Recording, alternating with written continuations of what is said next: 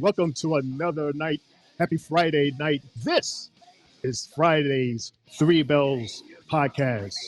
What are we going to talk about tonight? Wow, we have so much to talk about. We have a jam-packed show tonight. We're going to talk about Smackdown, of course. We have news clips. We have birthday shout-outs. And, of course, we got to talk about last night, the big night, the night that they said that we will never forget that took place in Vegas. Let's get it started. We have a lot to talk about, but first things first, let's say what's up to the fellas at the table. I'm talking about Destaker, a.k.a. Des, a.k.a. Mr. a.k.a. What's going on, Des? Yeah. Yeah. Once again, channeling my inner Stephen A. Smith. What's good, my guy? What's good, Shane O'Mac? What is up? I'm hyped. What a week it's been since last Friday. Wow. Real quick, if you don't mind me, Shane, if you don't mind, I would just like to just put this out there. And I would like to just say congratulations to you, Shane. Congratulations to you, Triple J. Thank you to all our contributors and everybody that listened to this show. This is the 20th episode of the Three Bells podcast. So congratulations, guys. Woo-hoo! Congratulations. Ding. Congratulations, fellas. And thank y'all, everybody who contributed and listened. And we're just getting started. Wow. Now that's how you start a show. And we also got to say what's up to the coolest guy in the yard. We got to say what's up to Mr. Cool Man, Triple J. Triple's good, baby. Are you ready? Let's get it on tonight, everybody. You already know what time it is. The game is here. Let's play and let's talk some wrestling because I'm hyper than a mug. That's what's up. And with that being said, let us begin Three Bells.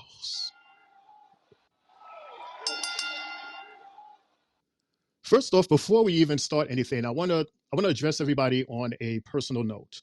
As you remember, last Friday I was not here because I was dealing with some personal issues, including receiving the word that a dear friend of mine has passed away. And I did hear the podcast where my two awesome colleagues sitting at the table, Destaker and Triple H, took over the show. And I just want to say from the bottom of my heart, thank each and every one of you so much for keeping me in your prayers, keeping me in your thoughts, giving me shout outs, and a special shout out to, of course, Mr. AKA Destaker and Triple J for keeping the show going. And it was an awesome show for what I've heard. So again, thank you everyone so much for the love. And I promise we're going to continue to give you the best of the best that we can best the best. Holla, holla. Where do we begin? I guess we would begin just like how everybody else began. We talk about last night. We talk about Vegas. We talk about Triple H and how he addressed the crowd tonight.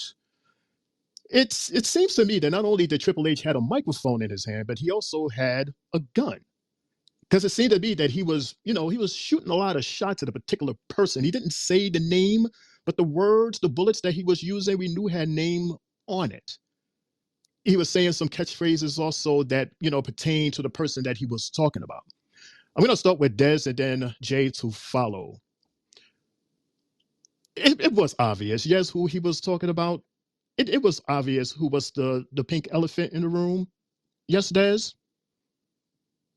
Oh, hell yeah, it was obvious. Like, are you kidding me? Somebody didn't know their role.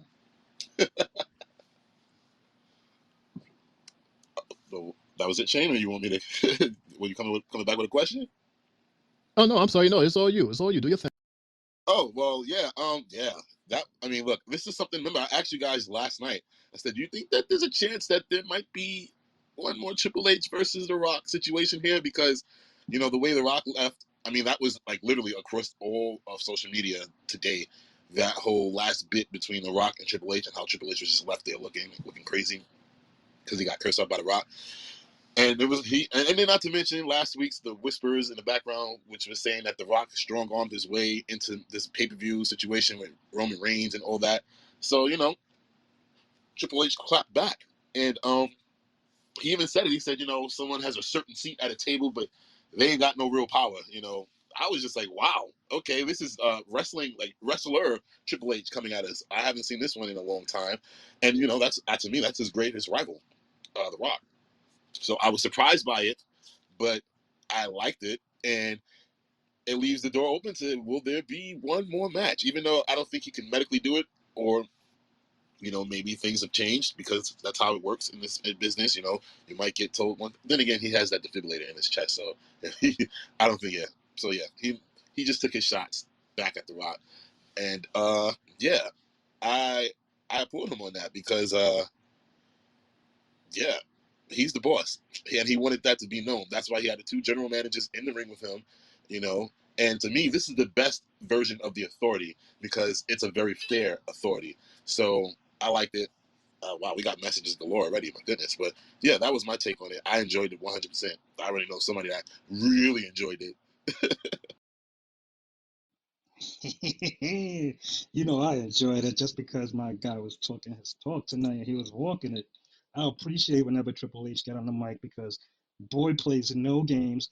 He lets it be known, like, yo, if you ever gonna try to take a shot at the cerebral assassin, think twice because I'm gonna clap back hard, twice as hard. Like, bro, he threw them shots at The Rock and he was like, yo, some people don't know they roll. That went over my head, and I was like, yeah, now who's the real boss? Like Triple H, is always gonna hold a place in my heart, no matter what type of role he plays in wrestling. And just to see him, you know, pop up, show face, and everything is letting us know that still he's a popular guy amongst the crowd. You know, and at the same time, Des, stop making me turn into a little fanboy over here, like I'm back in 1999 now when these two were fighting. And you know how I would be back in the days, bro. I would lose my mind and get chased around the house just impersonating Triple H shit. So this is I've been waiting for part three. We deserve it. But damn, Triple H, why you gotta be like this right now with the defibrillator in you, bro? Because if not, that's what I would be saying right now. That part three is happening. Like, holy shit. Yeah, it would be cool to see. My data's acting up. Can you guys hear me out there? You're I'm so perfectly fine. sorry. No, you're Yo, perfectly fine. bro, We can hear you clear, you straight. loud and clear. It's so weird. Oh, there I go. There I go. All right. Yeah. See, now that's like a fantasy match that we would love to see, but because of Triple H's health, it most likely won't happen. But just for a second, it was cool to have that thought, that idea of it being possible. Let's play all of these messages we have. Wow, we have a whole bunch of messages here from one person, Queen Donatella. She says, Oh, well, congratulations on y'all's podcast. Hey there, Mundo, Shane, Jay. Shout out to the room.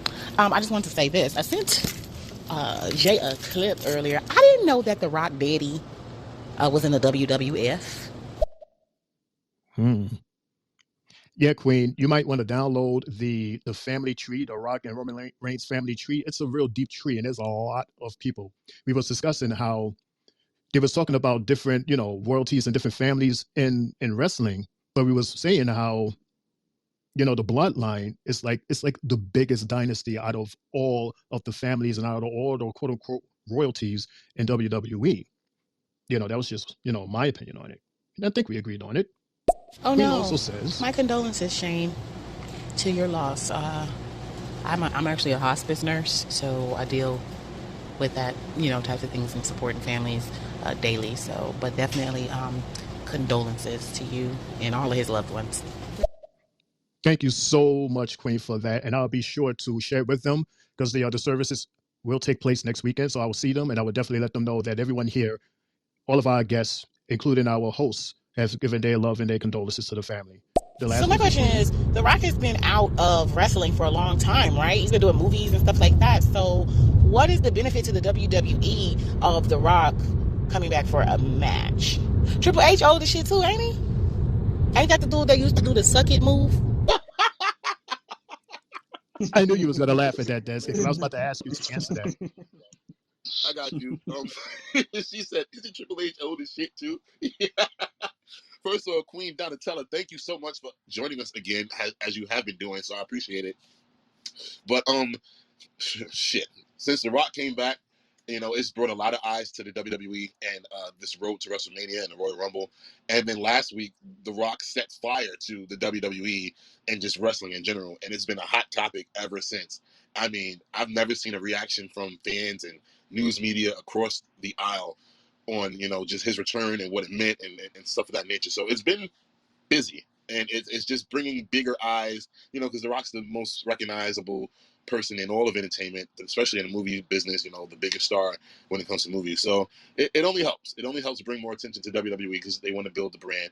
And if you're not aware, last week The Rock became the one of the board members for WWE's parent company, TKO.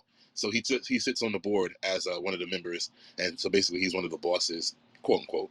But yeah, that's what that is with The Rock. And Triple H runs the daily operations of WWE as far as TV, what we see on TV and stuff like that. That's his job. So they're old, but they're impacting us a lot. Yeah, quick, fast, Jay. You want to add any history to that, or did Des pretty much nailed it? Now he pretty much nailed it. But damn, Donatella, why you gotta call my man's old as shit for? Come on. Don't make me feel that old saying that. Jay, Yeah, they both I bald now. know. They both I bald now. know. They had hair when we were younger. They bald. Triple H had Right. the long hair. They're old. Like they need like medicine now. Like before they was all vitamins and minerals, and now they need Supplements. medicine and We talking about shots Dietary and supplements. supplements. we talking about Triple H with a damn defibrillator in his fucking chest to help his heart beat. I don't think it get any older than that. Oh, come on. That's a mess. We need to stop laughing, man. Shout out to Triple H, man. He's our guy. I love that man to death, man. I really do. I love him as a businessman. I love him with his passion for the business. He's just he's just all around cool dude. He's just so freaking cool.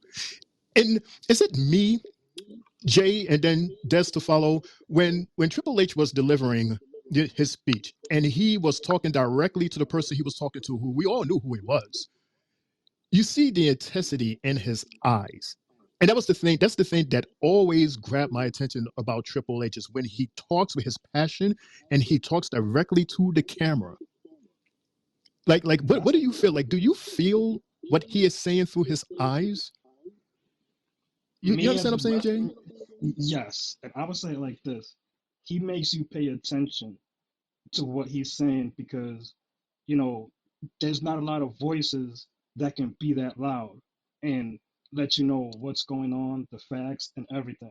You know, he's leading this generation of wrestling in the right way, and if he's the voice from here on out, bro, everybody's gonna sit back, pay attention, and enjoy the show because that's all he's doing right now. He's delivering every day, damn near 3, 4 times a week. You know, he's doing the do.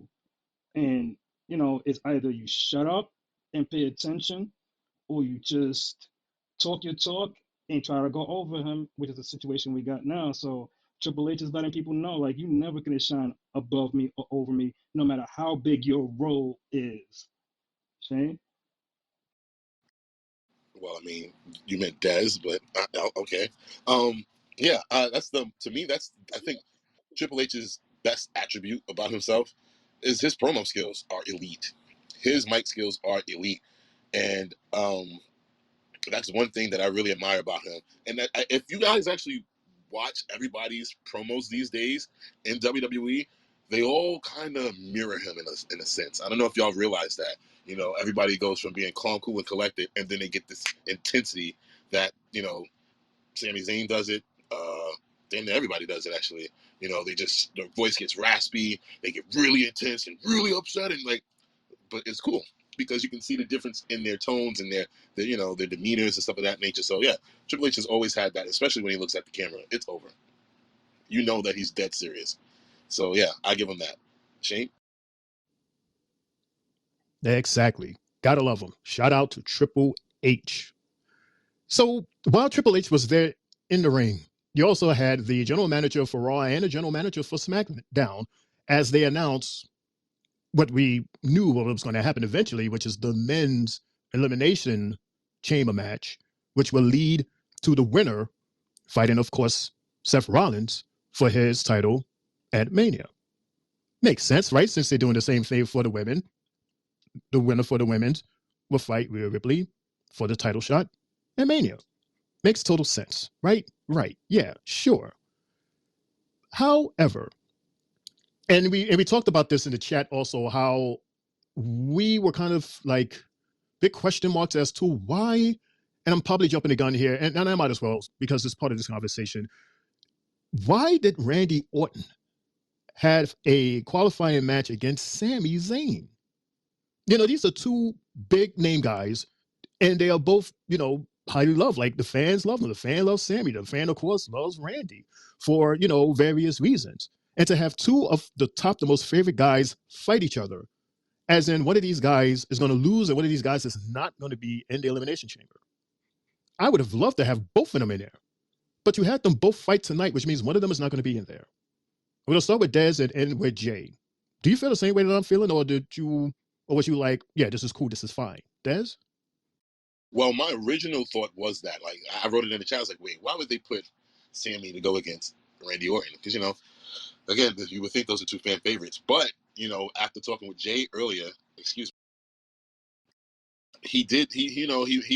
mentioned that there might be a heel turn coming with Sammy. And I thought back to, what Sammy said on Monday about how he wants his fans to believe in him, that he's not just, just a guy there, but he's like a main event type star now who can be a number one contender for a championship. And then there's this whole story that he's going through right now where it's just, him trying to prove himself. So I get it. And, it's just it's looking like it's going towards a heel turn for Sammy, because he's just been losing a lot. He can't get past main event stars like Drew McIntyre, Randy Orton. And it's just been a lot on him. And, he said it tonight. He was like, look, I was in the main event of WrestleMania last year, and now look at me. I can't even get a spot. I'm trying to find my way into it. So it makes sense why they did that. But again, like I said, I started off the night thinking, like, wait, why are they putting them together? But it makes sense. It's another loss to an actual main event superstar for him to swallow. And now we'll have to wait and see what happens on Monday and how he, comes back and what his mindset is. Jay? With the way I was seeing the setup and how they prepared these matches, I was looking at it like, wait a minute, they're gonna have one SmackDown versus one Raw guy, you know, as far as the way they're going with this little tournament thingy, you know. So more than likely, like we get to see Bobby and them fight Monday. So it's like a back and forth. So we could get like 3-3, and I'm cool. I'm cool with it. I'm fine with the matchup between the two. I wasn't that shocked, just because of the fact, like you said, there's, he's going, Sammy's going through his own shit right now, and he's trying to find himself because he hasn't been himself since he lost his tag titles and since Kevin Owens is on SmackDown doing his own thing. It's been downhill ever since, and he's gonna eventually start to blame the crowd, you know, and the crowd has always been by his side, and he's gonna feel they wasn't. So I'm all for what's gonna be going on with Sammy, so I didn't mind his match because I want to see what's the outcome of all of it with him. Is it a true heel turn or not? Shane? I mean, I understand what you're saying, Jay, in terms of him being a heel turn, but wouldn't it be like a real heavy negative feeling from the crowd? Like you can't just say that just from, I don't know, maybe 1 or 2 weeks. Like it would have to build up to a point where it's going to be a bubble where you're going to be like, this is all your fault. You guys have done turned your back on me time and time and time and time again. But isn't it like too soon now for that? I think this was the first fight that, as far as us looking at it, that's gonna start his heel turn, just because you pitted him with another babyface, you know. So he's gonna probably feel like, damn, the crowd was more on Randy's side and type shit like that. Then eventually his next fight's gonna be against another babyface, and he's gonna be like, oh shit, you know, this is too much. Nobody's really taking my side of things. But it's gonna be a slow build up. So this was the beginning of that build up to me, based on what we had got from Monday to today. You know what? I kind of see that. I could kind of see that because now that you said that, I'm thinking about the last image I saw of him, and it was him walking away from the ring, and he looked defeated and disappointed. So I could totally see them using that and using that footage as like a collection of footages as to why he feels the way he feels, and this will be like the first of many. So maybe it's Exactly. possible. Exactly. Maybe it's possible. Exactly. You caught on to that. But Message. I peeped that shit too. Yeah. To definitely could be to be continued on that. And yes, Des, thank you. I was just about to mention we have 2 more messages that will play right now. I'm sorry, guys. They're old, right? Rock is like in the ring talking about, can you smell what the Rock is cooking? And then everybody's going, ah! And he's like, no, but for real though, can you smell what I'm cooking? Because I forgot. The dementia is setting in. No, I love Rock.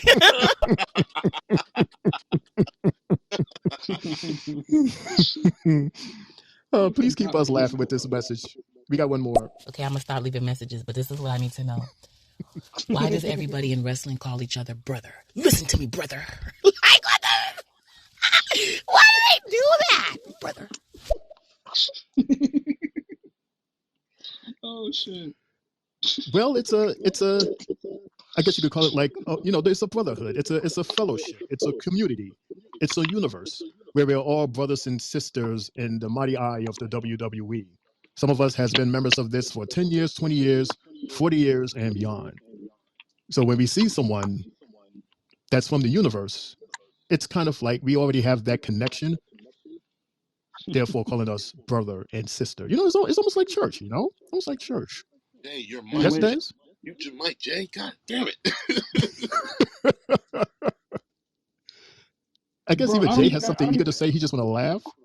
Yeah, I can't enjoy my time tonight. Come on. I get it, but dude, when your mic is not muted, I'm hearing Shane's background over, like it's like an echo of Shane what he's saying right now, and it's hard to hear.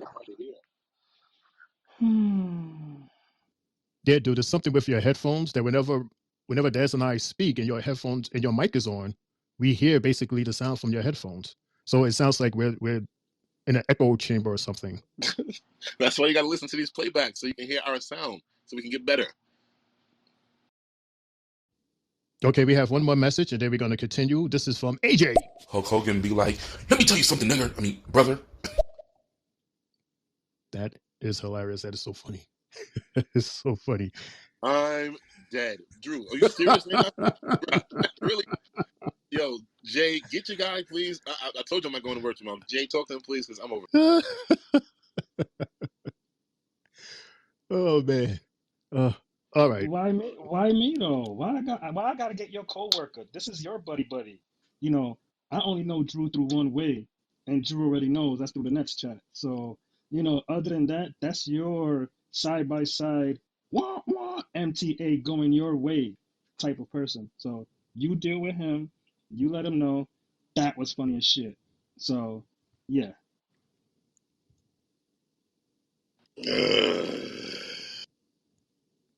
Was that a burp or a sigh? That sounded like a big ass burp to me. Sure did. Loudest... Why would I unmute myself? Why would I unmute myself to burp? Are you serious? That was a grrr. I was just like, what would I unmute myself to burp for? The loudest burp in the history of stereo, everybody. You have now heard it here. Look, y'all are not. Here we go again, y'all. It's a 2-on-1 situation. Here we go again, right?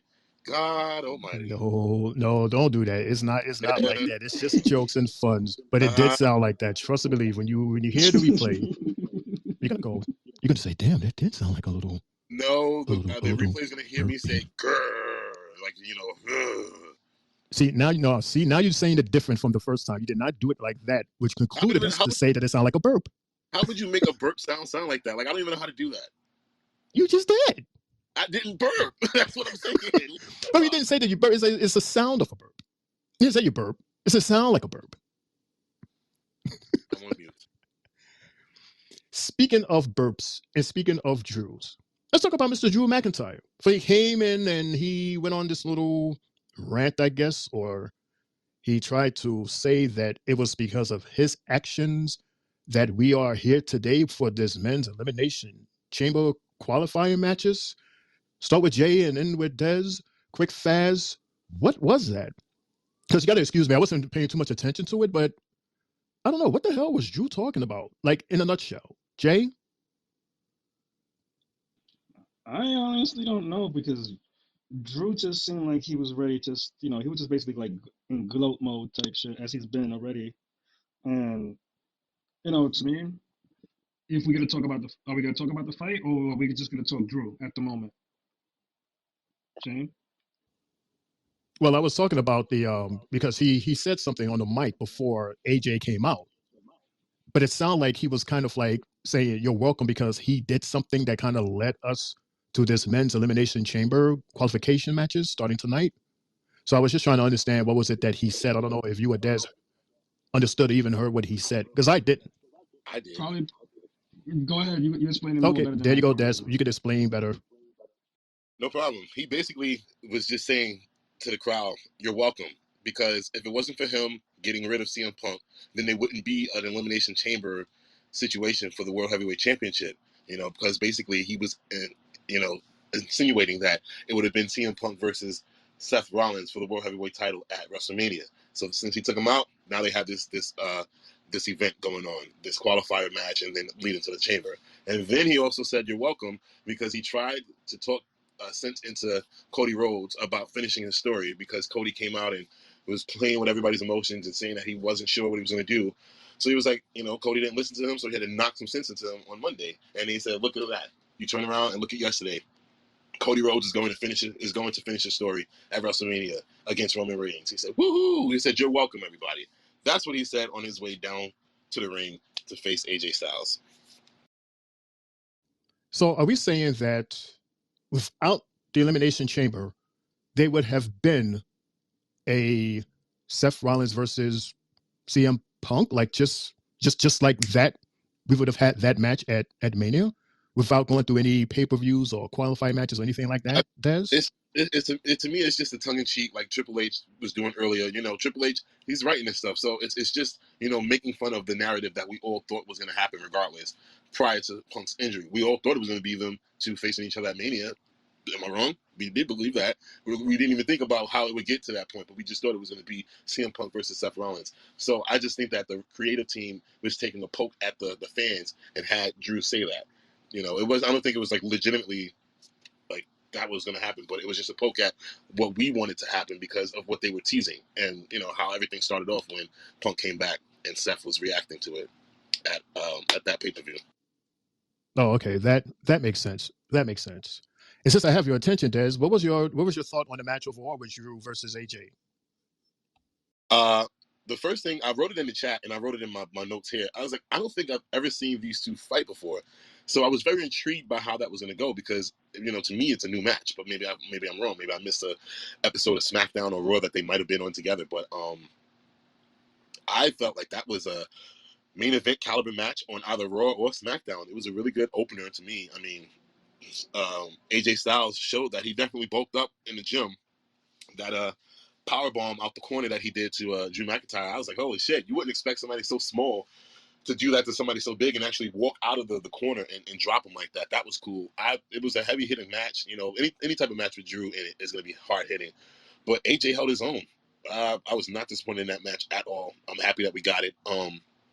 I think that's one of the matches in the qualifier that I have no objections toward at all. I think it was a perfect gathering of talent. Um, and technically, they're both heels if you want to look at it, but I had no complaints about that match at all. Jay?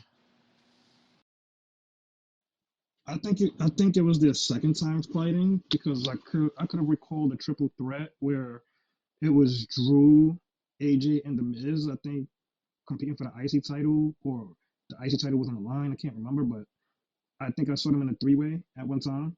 But with this match, this was a match that to me I felt was needed because it was they were both really doing what they had to do, and typically AJ is one of the best in ring technical wrestlers if you want to look at it, and Drew's hot right now, so you gotta pick your poison with the two, and right now WWE is gonna go with the hot guy, and that's Drew. So, I ain't gonna be mad at who's the winner, who's the loser, because AJ's in a position where right now it's like, bro, we know you're about to retire, so you keep on losing and losing and losing, and then your little story you got going on with your crew. This only adds a little bit more fuel to it, with all of that happening. And this is crazy how this is the second time we start up a Drew McIntyre story, and Mr. Drew down here from our Nets chat decides to pop up. Like he knows when we are talking Drew McIntyre or something. But yeah, I'm gonna just pass it on to the next person. Let me ask you this question, Jay and Dez. Did you notice the shirt that Drew was wearing? Because he also spoke about that on his promo. You know, his shirt, he said that his shirt is like the number one selling shirt. Of course, he was going to sell. You guys thinking about getting one? Jay and Dez? Nah, I'm not into it. It's alright. It's a no. Oh hell no! You know damn well I'm a CM Punk guy. Why would I walk around in a shirt like that, degrading my man's like that? Come on, bruh. I mean, it's a fair question, being that it's it's a top selling shirt. Maybe you want it, maybe you don't. I don't know. Maybe you want to wear it as like a seat cushion, and you can sit on Drew's face and fart on it. You know, no fun. Um, was there a promo after that? Like, was there like a backstage footage after that before the second women's elimination chamber match qualifications, or are we just going straight to that? Because, like I said, I was a bit busy. Des, do you know if there was anything that's important? Give it to Jay. Jay's the promo guy. Jay, if you don't get it, Mike. There was a scammy skit at the end of that match after he lost, basically. I mean, not a, I mean, yeah, Sammy skit, but prior to his match tonight, and then after that they had a what you call it? These boys, yes, boys were on. My guys, they were talking this shit and being hilarious to the point where they had shown Queen Elizabeth up in the heavens when they was talking about her and praising her, and then like the one that Pete Dunne stomped out last week, he shows his fingers all taped up from all of them being broken from last week, and they're basically saying they're gonna be back in another week or so. That's about it. But yes, But you know the boys, most important part. what The most happened? important part. They said, "Damn that Pete Dunne, bro." Wait, yo, that shit was hilarious. Like, wait, hold on. Look, I got it right here. Cast thy Pete Dunne!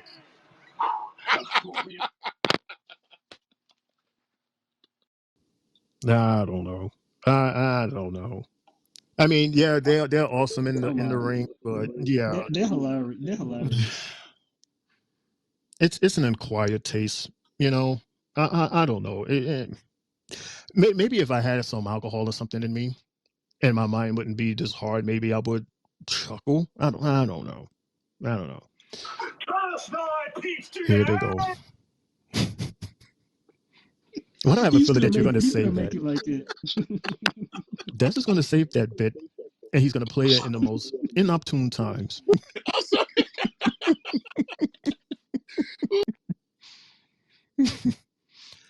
Well, speaking of me not liking their promo, let's talk about someone that Des is not a big fan of these days. Bianca Belair versus Michin for the second round of Elimination Chamber match qualifications for the women. Since I have your attention, Des, let's start with you and your love fest, and then Jay to follow. What do you guys think of this match? First and foremost, I would like to say, ladies and gentlemen, I wrote it in the chat. I said that this match, which started at 8:47 p.m., would end at 8:55 p.m. and it would have a commercial. And the match ended at 8:55 p.m. on the dot, and it had a commercial. So I wanted to start off by that. But the match itself was alright. I mean, Bianca had barely any offense in the match. It was actually a good offensive performance by Michin. You actually got to see her perform and do what she does. But I mean, we already knew that Bianca was going to win, and she won in corny fashion. She did absolutely nothing to Michin most of the match, and still somehow got her finisher off. So yeah, that's what I thought of the match. Yeah.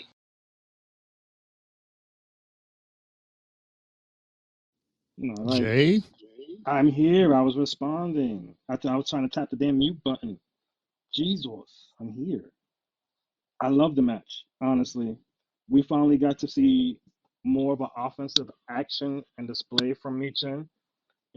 She hasn't showed this since she probably fought for the title when she fought for it maybe like a month or so ago. I'm not too sure, but you know, I'm all for it.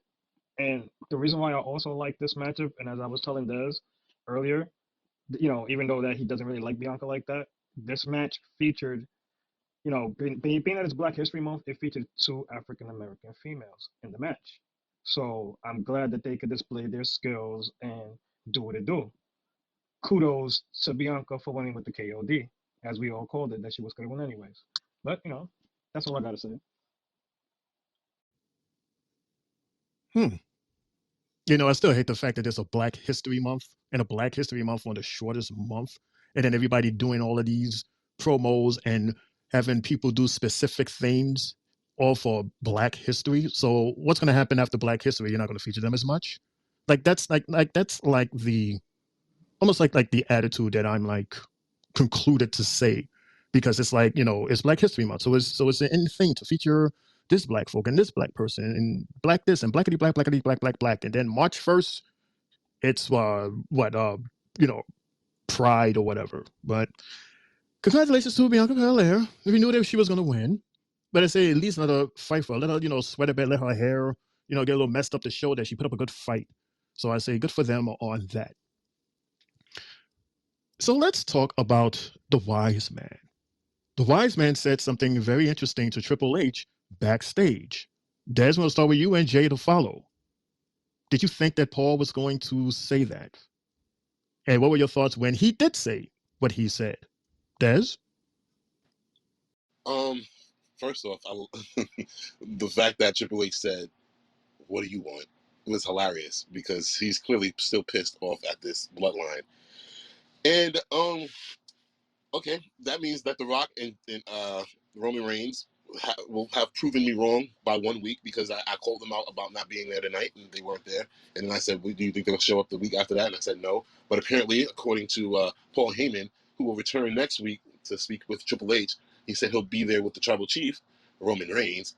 Walked off and came back and said, "And The Rock." I was like, oh shit. I was like, I wasn't expecting that, honestly. I told y'all, I didn't think that we would see them again until March. So I was like, okay, all right, well, I know that they still have to figure things out, smoothing things. We still don't know what the hell The Rock is doing. So there's still some stuff that have to be sorted out. So I was shocked. Jay?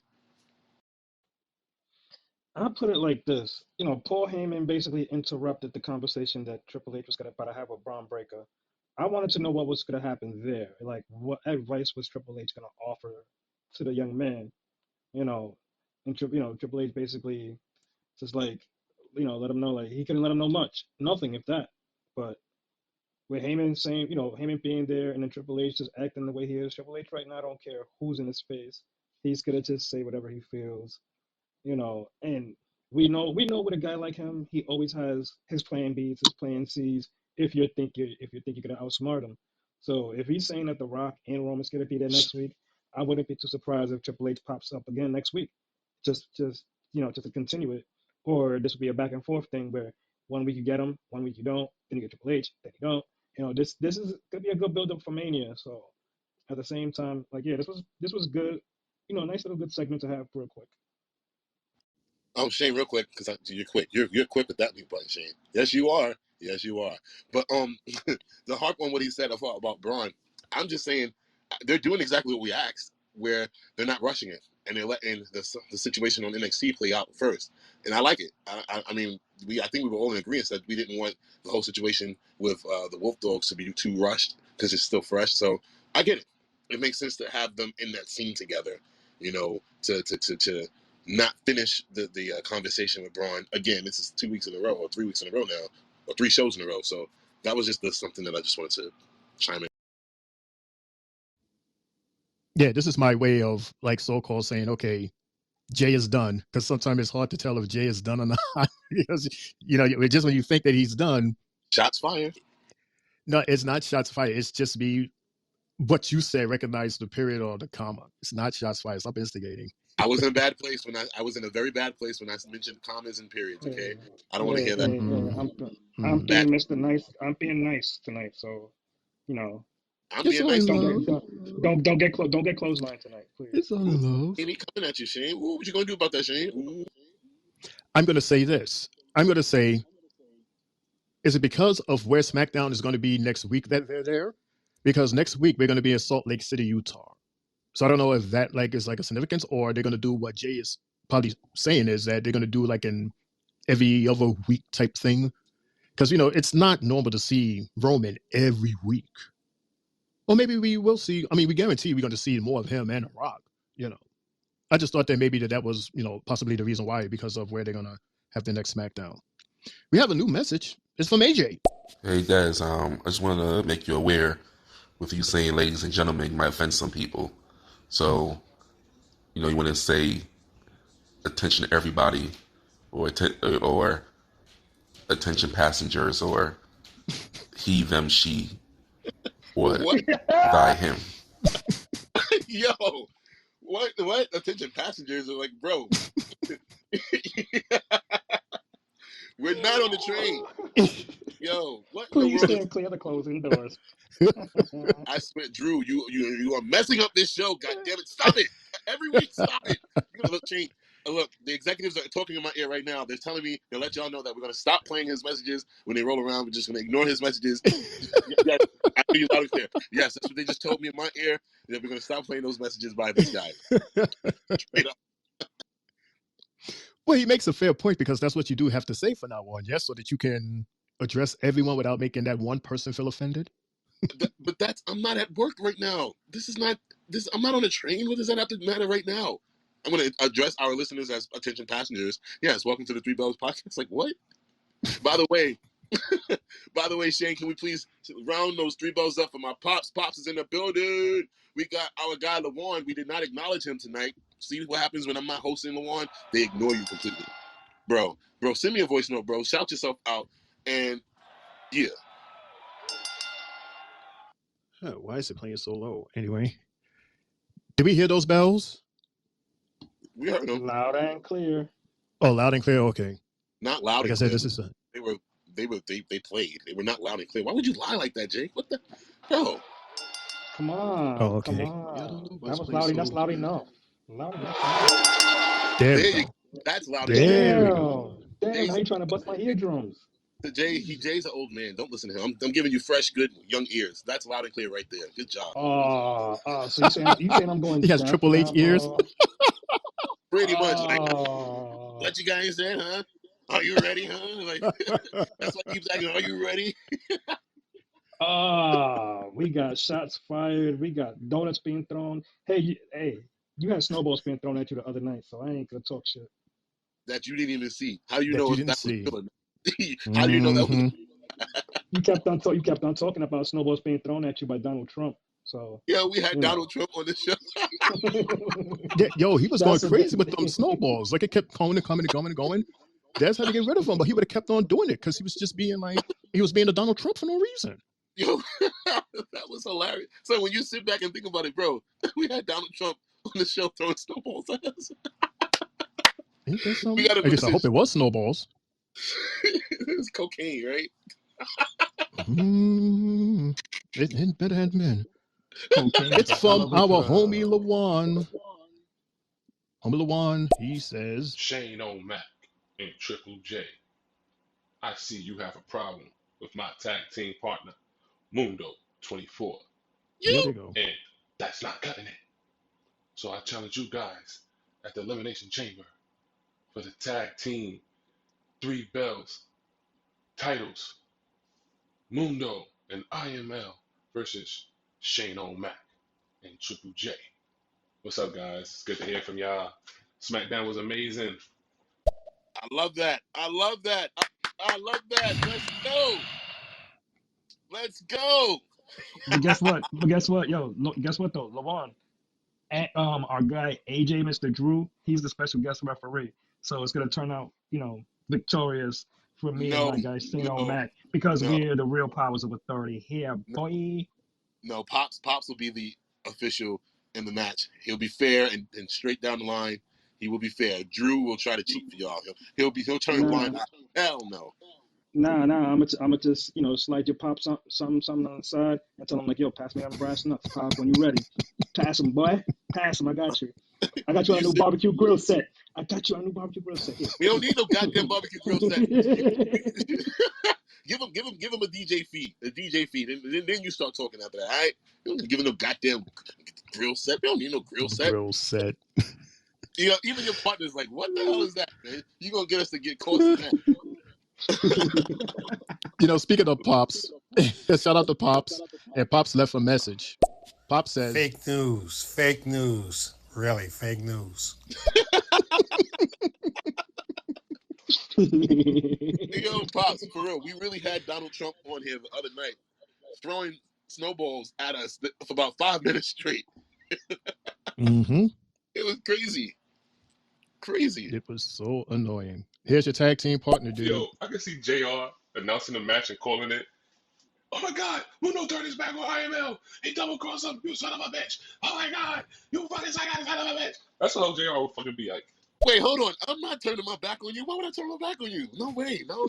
Why? So to be with these two that's in here. Wow.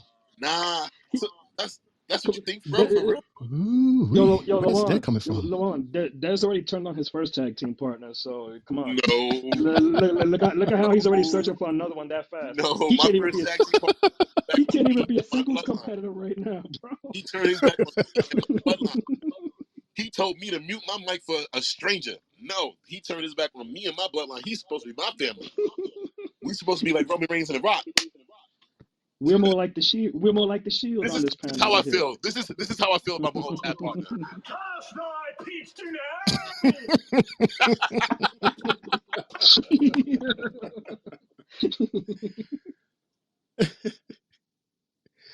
You know, Des, I'm so glad that you mentioned tag team partner because that's what we're talking about next. We're talking about your homegirl, Baby.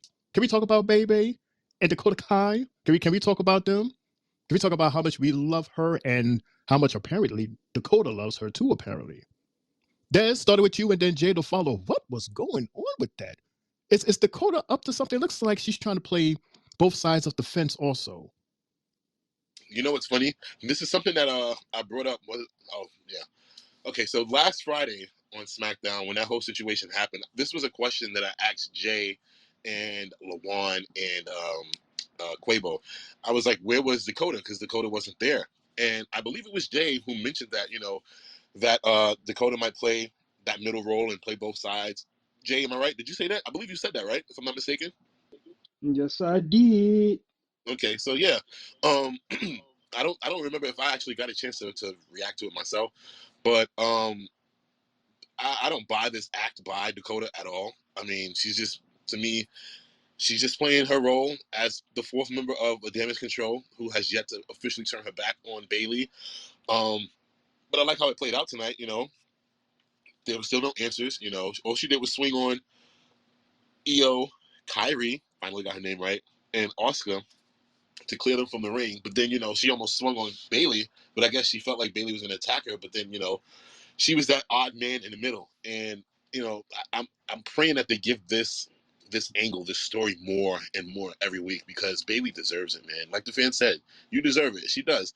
Who do you know has been a heel for 5 years straight? 5 years is a long time for being a heel character, especially when you were on the main roster for how long before you turned heel? And she wasn't on the main roster for that long before she did this heel turn. So, I think she deserves all her flowers, but regardless of what the other company is trying to show us and tell us, I'm still holding out hopes for what I think is going to happen at WrestleMania, where eventually, it'll just be her by herself with Damage Control, and somehow some members of the Four Horsewomen will appear at WrestleMania to have her back and make it a fair fight. Whether it's whether it's Sasha Banks or Becky Lynch or Charlotte, like something out of that. Like I believe it's gonna happen. But all in all, tonight is just another part of the story that we're just getting, and it's just starting, and I like it. Jay? I'm gonna put this in this type of way. What I noticed tonight within that match, I mean within that little scenario there, you know, all I can see is Dakota Kai holding down Bailey until Mania, and then just screwing the shit out of her. Like, bro, just literally backstabbing her the whole way. Like, yeah, haha. I didn't really try to hit them with the chair. I hit the ropes 3 different times. You know, like, come on. She didn't really go after them because when she went out to go get the chair, it looked like there was four cornering her until she jumped into the ring and took the swing. So with me, that's what I'm seeing with the whole situation is that she's gonna rock with Bailey and then just wow, smack her or do some type of hit with a chair at WrestleMania to cause Bailey the championship and keep Io with the belt. See, that's what I thought. Like it seems to me at the end that we're gonna have Dakota playing both ends of the rope here. where one night she's going to be with Bailey, and then another night she's going to be with with Io and Kabuki's. So y'all are Because just saying like go ahead, y'all are Des. saying y'all are saying that Bailey is just upright gonna just believe what Dakota said.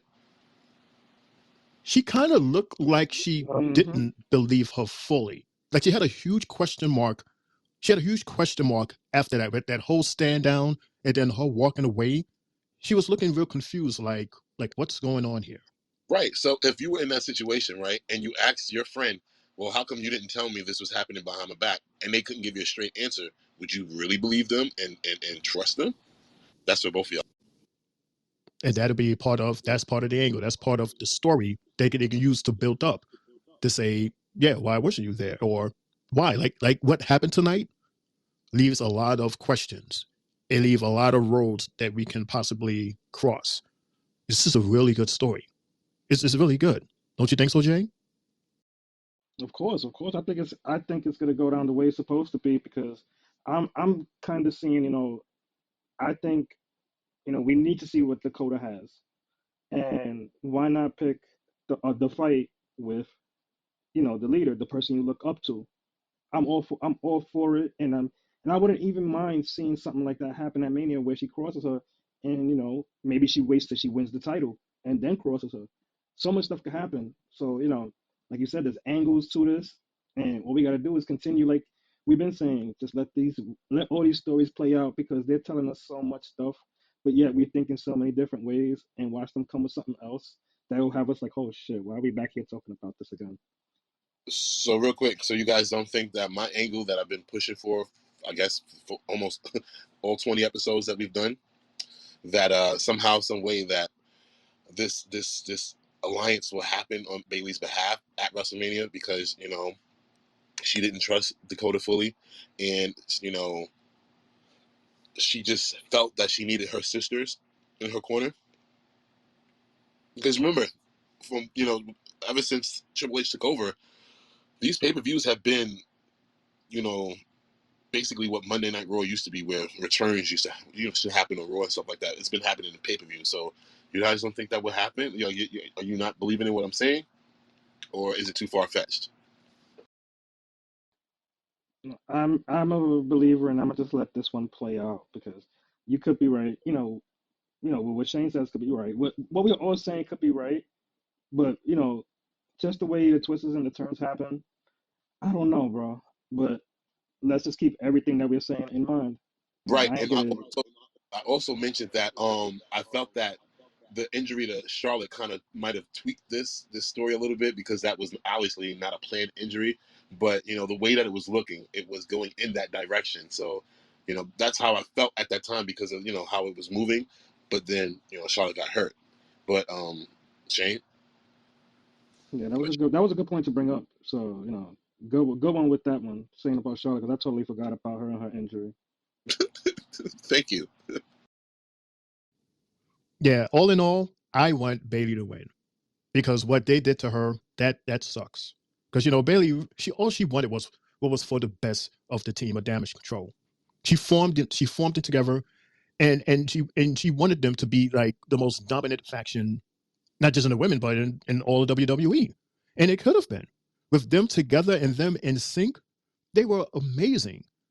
But as soon as that girl came out of nowhere and helped out Eon Sky, I said, something's going on here. You got some old friends reconnecting, and they're going to eventually brush Bay out. Just like that. They forget everything that she did for them. And now it's them versus her. Let's play mind tricks. Let's talk our native tongue, since she's just a stupid American and she's not going to know what we're going to say anyway. And then lo and behold, she knows a little something. She's been here for a while, so she knows all the tricks. Her ears and her eyes is all over the place, and she knew exactly what was going on since day one. We was like, wow, you don't see this? You didn't hear that? The whole time she did, just as much as we did. So, for that, Bay, I give you my props. I will continue to give you my props because I know one thing about Bay, she always has something up her sleeve. She always has a plan B, and she always shocks us and wows us. Just when we think that there was something, she comes up with something that we haven't thought of. And I love her for that. Yes, Des? And I just wanted to say, Shane, I told you, my girl, she wasn't blind and she wasn't deaf. I knew that she knew what was going on around her, but she was just giving her friends the benefit of the doubt, because that's one of the hardest things to deal with in life, is a betrayal by a friend, a close friend, someone that you consider a brother or a sister. So, you gotta feel for her. I love you, baby. You're absolutely right, Des. You did say that. So here's your beer. Enjoy it. Thank you. So no, thank you, man. We had a backstage interview. Was it with Randy Orton? Again, I have to apologize to everybody tonight because I'm working with new equipment, so I was like in and out of the show. You're right. So yeah, so I'm You're right. right. It was Randy. Yes, it was. Okay, well, since we have your attention, Des, why don't you tell us what what that interview basically was about? Well, these days, we see interviews of opponents. We'll get, they'll get spaced out here and there. You'll get here, we heard from Sammy earlier in the night, and then they just basically interview Randy about his opportunity to be a part of the Elimination Chamber. Give me one. Sorry, sneezed. I apologize, guys. But yeah, so basically, Randy was just giving his takes on what Sammy said and how he felt like he doesn't have an easy path to WrestleMania. He has to get through Randy and then get through the Elimination Chamber. And then Randy said, he could have just waited his time, wait for Roman Reigns, but he was put into this match, and now his path to WrestleMania is different as well. And he understands where Sammy was coming from, because he missed WrestleMania last year because of the back injury and stuff like that. So he was just saying that he's gonna, like everybody else said, he's gonna do what he has to do tonight, do what he has to do at the Elimination Chamber, and then go on and face Seth Rollins for the World Heavyweight Championship. So that's pretty much the robotic answer that everybody gave in these promos. But yeah, that was pretty much it. He ain't say nothing too crazy and nothing too alarming of that nature. Shane. So it's just basically fluff before he came out into the ring, basically. Yeah, I mean, it's the same thing that we saw with Becky Lynch and Shayna Baszler on Monday. Shayna said what she had to say in the locker room, and then Becky said what she had to say while she was walking to the ring. It was the same exact thing. It's just that they were both standing in different spots. That was pretty much it. Oh, okay, cool. Well, Des, since you explained that so clearly to us, I'm going to ask Jay this question and then Des for you to follow. The next thing I remember seeing was Bobby and Friends, and plus one, old girl B-Fab with her silky red hair. Jay, so with you and Des to follow. B-Fab as part of Bobby and Friends? What say you? I'm for it, because we know of other women that are there that could have, fitted the group better. But she needs this more than what they need her, because she hasn't developed into anything yet, but just the manager, a talker. We need to see her wrestle. But at the same time, like I told you guys a long time ago, like she never really wrestled on NXT, and if she did, she lost every match. I don't recall her winning not one match. So maybe she's gonna just slide into a role of manager, or they could maybe have her, maybe they could teach her, have her under their wing and give them some moves. Maybe, I don't know. But I'm not gonna say I don't want to see that with her. I want to see her develop. So I'm gonna just play it by what it is. Sit back and let's see if she doesn't flop for yet a third time, because maybe that third time is her last time. So we still ain't yet to see her boy. So her boys, we haven't seen him since he was talking to all this like almost 2 months ago. So let's see. Well, unlike Triple J, I forgive, forget, and it was bad booking, straight up bad booking. That second come around of whatever the hell their team name was, it was just not good. You can't have a group without the main person, and Swerve was the main guy, so it just didn't work. You can't have Destiny's Child without Beyonce. It just won't work. But anyway, Bobby and Friends, because again, they still don't have a name, so that's their name. We have coined that as their name, Bobby and Friends. Lawan, go ahead and say it. Send us a message. Matter of fact, I'm gonna yield my time. I want to hear what Lawan has to say. Lawan, go ahead. I agree with Shane O'Mac. I think Dakota Kai should turn heel on Bailey after who wins the title. This way they could extend the storyline. That makes sense. But yeah, I'm a big fan of B Fab. She never got a chance the second time around with still don't remember the team's name, but what is it? Crime time, hip time, something time, something like that. But yeah, I think that Hit she row, hit row. I got it right. I think I said it was hit something, right? Hit time. You Said you crime said time. crime time. Oh shit. Then I said hit time too. I said something like that. Oh my god. Rest Boy, in But yeah, peace, Chad Gaspar. Rest in no, but peace, I my really guy. think that she's a good addition to that group, And I think that it might be her coming out party. Why not give her a chance? Shit, they gave Maxine a chance, and she clearly is not ring ready. Because that match that I seen, or whatever I saw, what was that? Was that that was Monday, right? When she had the match. Yeah, she looked terrible Mhm. with Valhalla, or was it Valhalla that looked terrible? Somebody looked bad, but I think that she should get a chance. So I'm all for it. Valhalla looked real bad that night. Maxine looked like a damn superstar that night. The way I she was don't know performing because on the hold. Maxine did that backflip to try to do an elbow into the corner, and it just didn't work. It didn't work. But you could tell that she's trying hard, and that's probably the only thing I could give it to her right now. That she's really learning on the fly. Like I feel like she's doing what Lana couldn't do back then. Hmm. A for effort, right? A for effort. Yay. That's a Trying hard. different story for a Raw show. But let me be this guy. I want to stick on this subject. We don't have too much after this on the show, so we have time. I want to be that guy and ask you this so that I can have a clear understanding as to who B Fab is. Now you have to keep in mind that you just said that she was with this crew. They were there, they were let go, and they were brought back, and then they were let go again, and now she's back with Bobby and friends. What was it that she didn't do for her to have been dropped twice? What is it that she has to do now to prove her stay? Because I'm trying to figure out like what is it about her that she keeps coming back? You just said that in NXT she barely won any matches, and she was just like that person that's on the side of the ring. You can get that from any of the girls in the back in the catering. What is it about her that Bobby and friends are saying, okay, let's have her on? And I don't want to hear because she looks cute in the outfit, she has red hair. What is it specifically, or what is it you think that she can bring to the Bobby and Friends table?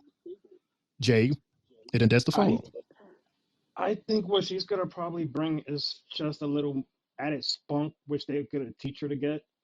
Bobby's the perfect guy to bring out whatever he has to bring out of her. And to me, I see her as what she did last week with that kick. That shit reminded me of Alicia Fox all the way. I could see her being like another version of her down the line, if anything. She's black. Straight up. She's black. Ain't no other black managers around, especially female managers around, to manage a team like the Street Profits and Bobby Lashley.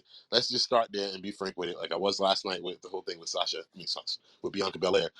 And Shane, she was only dropped once. Hit Row got let go one time, which was Swerve and all of them, and then they came back, but Swerve wasn't with them because he moved on to the next company. But that last time, only one person got let go. That was the big dude, Top Dollar. Ashante and B Fab were not let go. They're still a part of the company.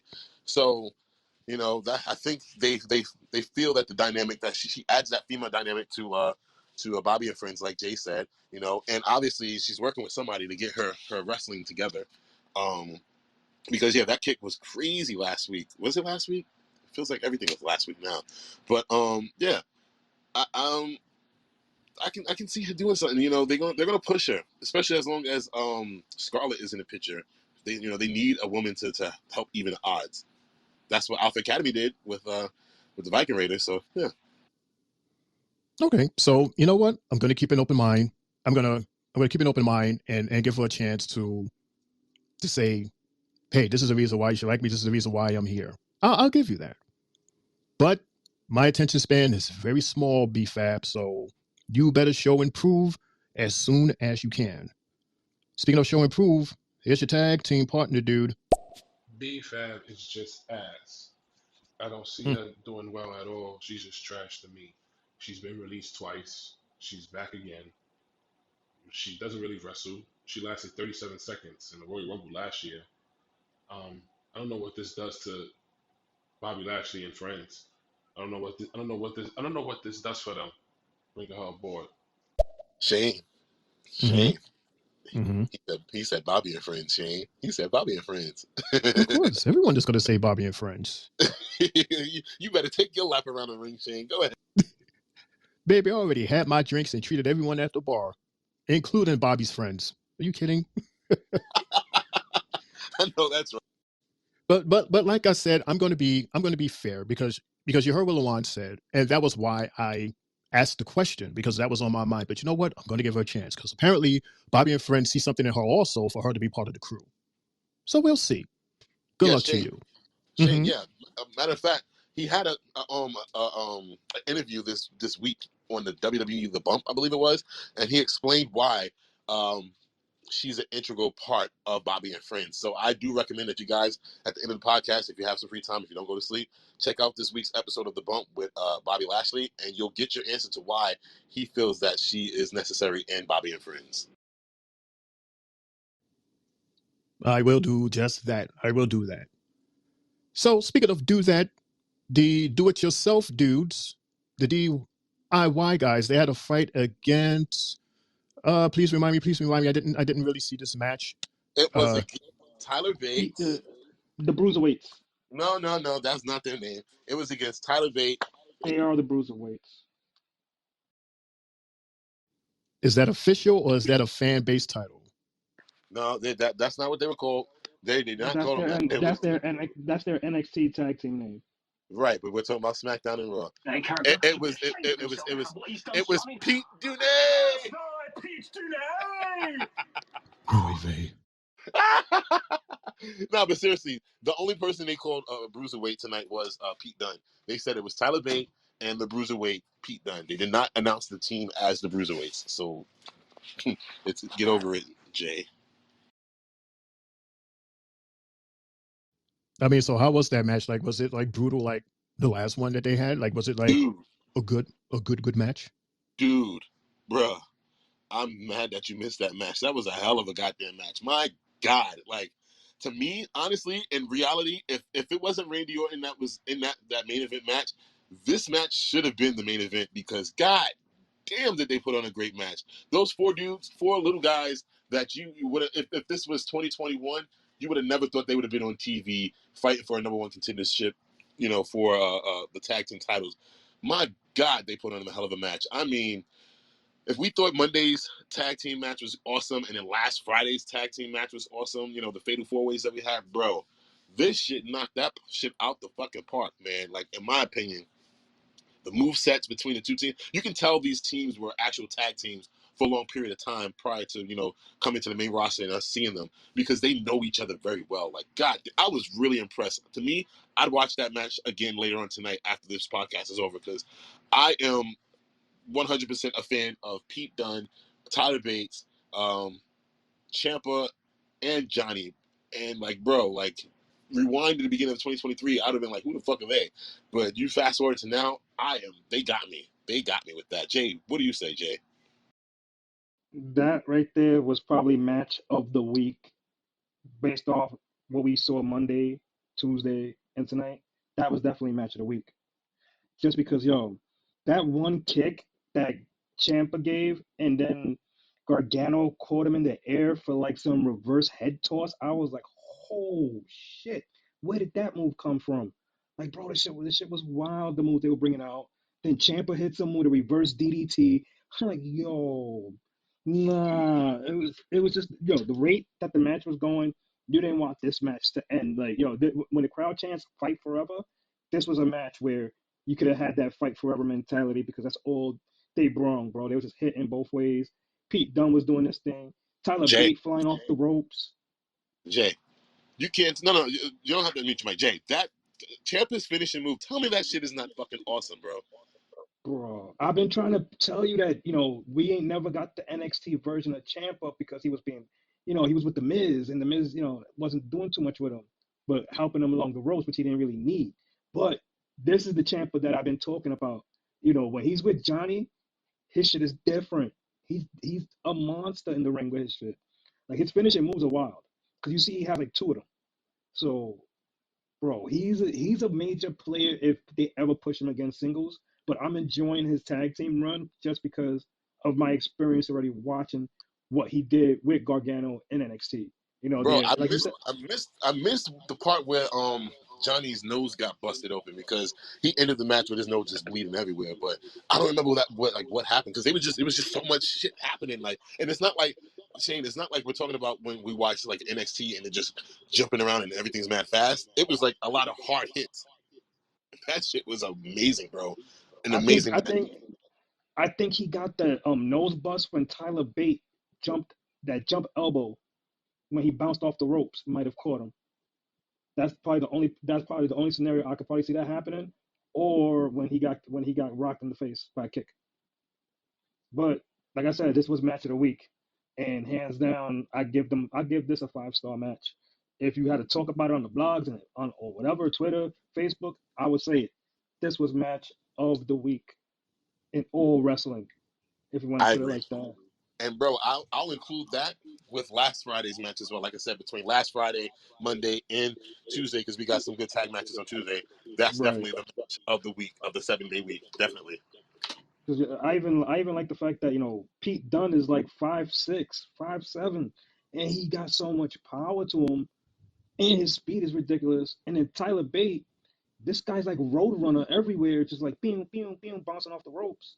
You don't know where he's coming from, and then he does that little fake punch hit where he fakes you out like he's gonna hit you, Bro, and he waits, he waits like, yeah, I he, caught you. Pow! he caught me. He caught me with that shit, bro. That shit was hilarious. He caught Johnny once. I think that's where he might have hit his nose. He caught him once with Hmm. that one because he didn't catch him the second time with that. But he caught me too. I was like, oh shit, he got me. I was like, I looked up. I looked up when that nigga did that shit too. Oh man. Oh shit. So let me ask this question. The WWE SmackDown Tag Team Champion belts are now officially in SmackDown. You're talking about this tag team match that you just spoke about tonight. This is the match for the SmackDown Tag Team Championship. Who do you have your money on to win? Dez and Jay to follow. Wait, what? Say that again. You said, yeah, rewind that. You didn't mic check 1 2. Did you? Can you hear No, me? I'm confused. Are you saying that the tag? Are you asking if it was just for the SmackDown belts or? What I'm saying is Uh-huh. because this is on SmackDown.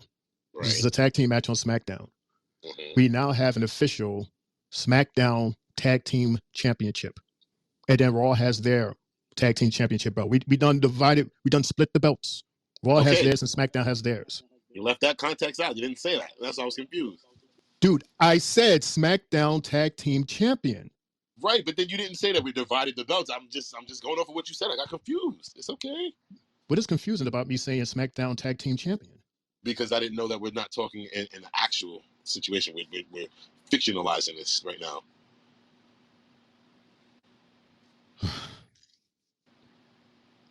What I'm saying is, in my hands, in Triple H's hands, he has SmackDown's Tag Team Championship titles, belts. And tonight's tag team match, DIY versus Dunn and Bate. Who is going to win based on what you guys saw tonight and based on what you guys thoughts on these two tag teams? Who do you have, or who would you put your money on to win the SmackDown tag team titles? Des W. Is that clear? If they're still going against Judgment Day, they're not going to win. I'm going to be honest. I mean, at the end of the day, I if it's did not say Judgment Day. I'm just asking. so the belts are vacant. That's what you're saying. The belts are vacant, and Never it's mind. just Never mind. Forget it. Never mind. I'm good. Never mind. I'll just go with what you guys had mentioned earlier, and then I'll just use that as the answer to my question. Because I was basically asking if tonight was a title match, who would you have to win? why didn't you just say that? Like, why didn't you just say that? Jay, what was it that I asked? Jay, can you please tell Des what I originally asked? Or maybe it's me. No. You explained it twice. I understood it the second time better than the first time as well. I didn't. I was thinking on my end, like, wait a minute, did the SmackDown titles just become vacant? That's what I was thinking. Like, is Triple H's plan actually going to happen?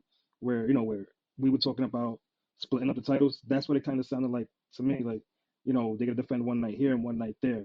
That was my thought. But now that you explained it the way you did, you're saying if this match tonight was a title match, what would the outcome be? And I would say, in my opinion, it's the same team that won tonight would win. I agree. I agree 100%. 100%. 100%. All right. If anyone that is listening to this chat, could you please leave a message and say if I was clear or not on the first explanation, and if I wasn't, I apologize. All right. But yeah, congratulations to the tag teams tonight, and you know they are. I mean, they're not A-listers, right? Like we would consider them the The B G League. listers, The the G B League. League, You the should, the, yeah, the basically. G League. Well, in NBA aspects, it would be they're not the main people. They're the practice people coming up. Basically, the NXTers in a sense, like a step above NXT, but not main roster guys. Yeah, So like Ricochet. yeah, yeah. Basically, a step above NXT, but not main roster. Even not yeah. I mean, no, I think they would probably be even below Ricochet because he's been a champion, a singles champion. So I would even put them below him. They've got, like I said, if you would have mentioned this match to me at the beginning of 2023, I would have been like, what? I would say I would put them in the category with like Austin Theory and Grayson Waller. They're two guys just as similar as to those. They're just all NXTers and they're at best mid card guys right now. They're not primetime players until they're until later on down the line, or this is just gonna be the play that they really get. But with Triple H, with Champa, Champa's been around damn near 20 years with the WWE. Don't sleep on that. He's been there, done that. Des, remember that video I showed you a long I time ago know, before. I know, but I think you're being very generous. And just in reality, they are not even on the level as a Austin Theory because, like I said, with Ricochet, they've been United States and Intercontinental champions. That puts them above them. These guys have been barely featured on TV. Tyler Bates has not been on TV since this run that he has right now, and Pete Dunne, he was only on TV because of Sheamus. So that's what I'm saying. They're a step down from Ricochet and Theory, but still above the NXT guys. That's how I'm looking at it. You can look at it differently. We don't have to agree. And of course, they're probably thinking the same way, which is why they're giving us, you know, the best that they're doing because they're showing and proving that they belong here. And they're showing Right. and proving that they can go for title gold if given the opportunity. Yes. Right. Actually, I believe either Corey or Wade actually mentioned it. Like these are guys that they haven't been featured on pay-per-views and stuff like that. Like he mentioned that within the match that they're guys that you wouldn't think would be in the position that they're in right now in a number one contenders match for the tag team titles. So that's why it was such a big deal. And I think, like you said, they might have thought the same thing. That's why they went so hard tonight, and they won the crowd over it. I know they won me over for sure. I would love to see more of them down the line. Hopefully, now the team gets lost in the shuffle because of this whole unification shit. But I was definitely won over. Yeah, I definitely don't see them getting lost in the shuffle. At least I hope not, because if they get lost in the shuffle, then they would have to be lost to a team that is like way better than them, and that's going to be a pretty high level of excellence there. Because these guys, they really really are good. I do remember seeing them last week, and they was really kicking ass. So shout out to them, and hey, keep doing the do, man. Keep working hard and blood, sweat, and tears, man. Maybe one day you'll get your hands on that gold. We'll be here to see it. So there was quite a bit of backstage stuff, stitch, if you want to call it. I don't know why on my notes I have Logan Paul versus The Miz. Can someone tell me, Des J, what what did Logan Paul say for this match to happen? He obviously said something. I think there might have been a promo before that one, if I'm not mistaken. Shane. I I think mean, it was well, a this is the one that we're talking about now, Oh, right. okay. and then we could go back to that one. Go ahead, Jay. Nah, I don't. I think that's just all part of the Elimination Chamber 12 man setup that they're doing because the fact is that Logan is this SmackDown and this guy's on Raw, so that's the only reason why I would see that fitting as a match. And it's a mid card title holder at that against a former mid card title champion. And it fits. One Hollywood A-lister against a guy that's in a famous guy at the moment that has a lot of YouTube followers and everything. So that's something I could see playing down the road. It was a match like that. That's probably to me like a Mania worthy match. I ain't gonna lie to you. I remember, a while back when I was trying to figure out the whole situation with Grayson Theory, KO, Logan, and I mentioned that the Miz would be somehow a part of it again. But regardless, it makes sense. Why not have Logan go against the person that brought him into WWE in the first place, the Miz? And they have unfinished business, like I said. Miz took that L at the pay-per-view, but then again, Logan cheated, and I look forward to this match next week. It's going to be a great match, without a doubt. Maybe it's possible that this could be the beginning of an interesting storyline that will lead to them being at Mania. I would like to see Shane, that. Shane, don't you get me started about the Miz possibly winning the United States Championship now that WrestleMania. Don't you do that, Shane. Don't you do that. I'm going to be Miz out all the way for that one. I would love to see that. Yeah, we would all love to see that. It's about time that we see, a belt on the Miz. It's been a while. We would like to see that. What about you, Jay? He's due for one last hurrah, and I wouldn't mind it being another singles run, because whenever he has a title, he makes it last and makes it relevant.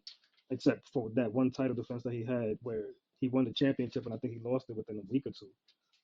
Other than that, every other title run of his has been A1. You know, he held that IC title with prestige. So the way that title was after he lost it, it was trash. They changed the belt, and that belt still looks trash. So we might as well, if we could get one last hurrah out of him, maybe he could, get that US and then flip that belt around and turn it into his way, the Hollywood belt.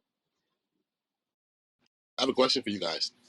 With this Elimination Chamber situation with the fellas, do you guys see some type of prelude to them possibly switching guys around after WrestleMania, the draft situation again? You think that they might be switching these guys around from SmackDown to Raw or Raw to SmackDown? Um, Shane, Jay. That's interesting because they're doing that now, basically, right, for these elimination qualification matches. You Yeah. know, I mean, but there's so many storylines, so many interesting storylines. I don't know. I don't know. That's a tough one now. I don't know. Hmm. I was I would think, like, based off the outcome that we got with Drew winning, is like, I think we're gonna have three members of Raw, three members of SmackDown, and on both sides there's gonna be one feud that's gonna set it off both ways, and there's gonna be one middleman that's gonna play the odd man out, and then maybe we'll have an interpromotional matchup between the two, since those weren't the ones that everybody was looking into, because like, it's just the way the tables are falling with it. We can't really call it because we don't know who the winner's gonna be. Because if this winner turns out to be a SmackDown guy, then yeah, then we could see some type of a draft move in where the winner that won it, if it's from SmackDown, he automatically now got to be a Raw character. That would be crazy. And then maybe more than likely, Raw will have to do their switch and send in a guy to SmackDown. Wink, wink, Cody. Shit's gonna be wild. you know, this is a crazy way to think about things now with situations like that coming up.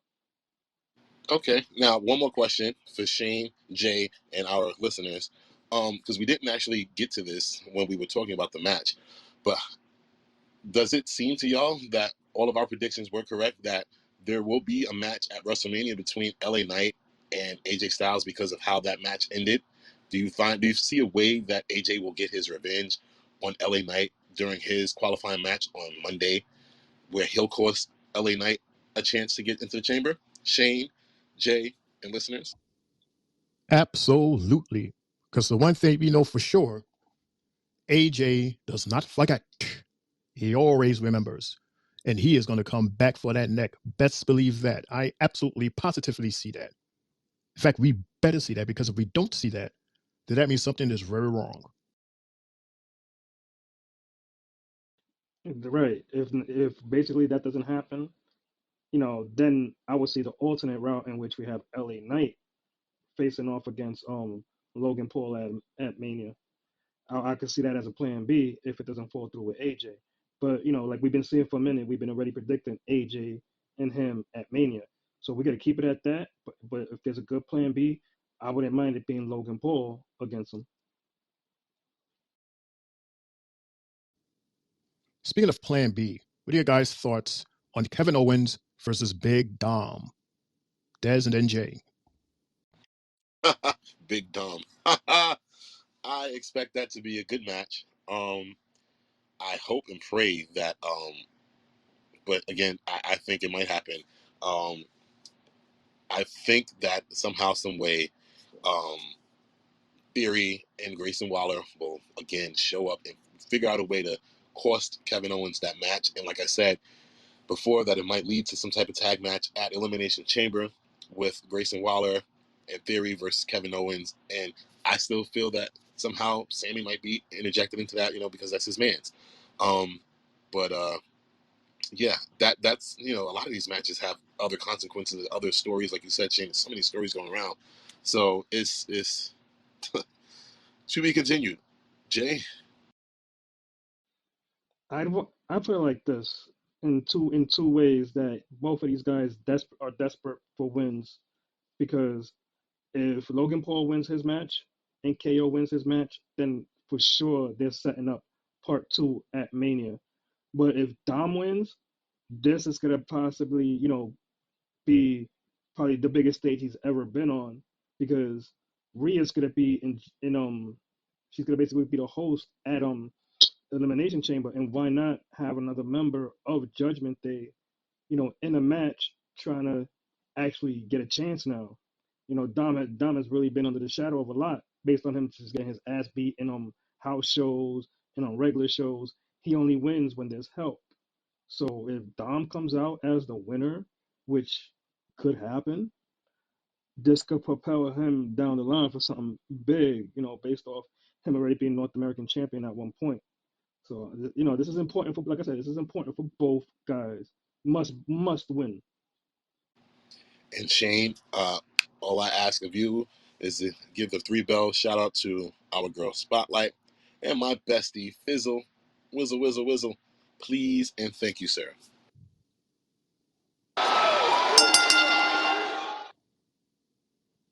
Shout out to you all. Thank you so much for joining us today. Let's continue. Tiffany Stratton versus Shotzi. Dez and then Jay. Your thoughts on that match? I'm weak because remember last night I said that it would be Naomi versus either Tiffany or Shotzi, and Triple H said, "Oh, really? I got you." And he switched it up and put them in a match against each other. So, me, honestly, being real, that's a no-brainer. That's going to be Tiffany beating Shotzi. I believe, what is that? That's next Friday. I believe it's next Friday. And the same thing with Naomi versus Zelina. We know Naomi's going to win that match. Some of these things are pretty obvious, but it goes along with what we said last night as far as okay, now we have all these women in the Elimination Chamber, and it's now too hard for us to call who's going to actually win because there's so many people that you would think would win. So I think it's good booking. Um, yeah, I just look like a fool, and I'll take it. Thanks, Triple H. Jay. Tiffy time, baby. She's gonna win this one easily. Shotzi's gonna try, but she's not gonna win because Tiffy is the future. Mark my words, you're hearing it here tonight. Tiffy is the future, and I'm gonna say it, and I'm gonna say it now. She will be Miss Money in the Bank 2024.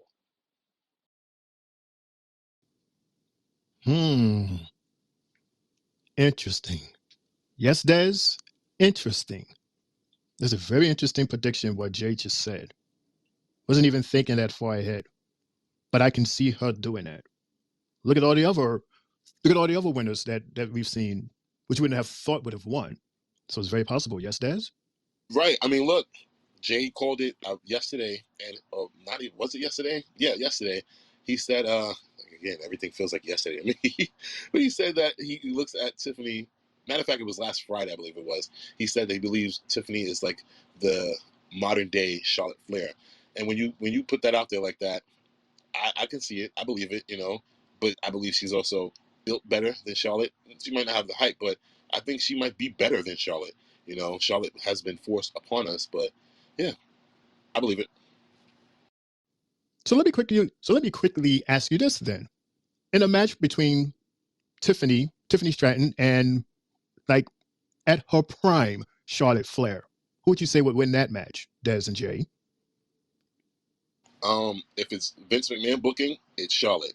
If it's Triple H booking, it's Tiffany.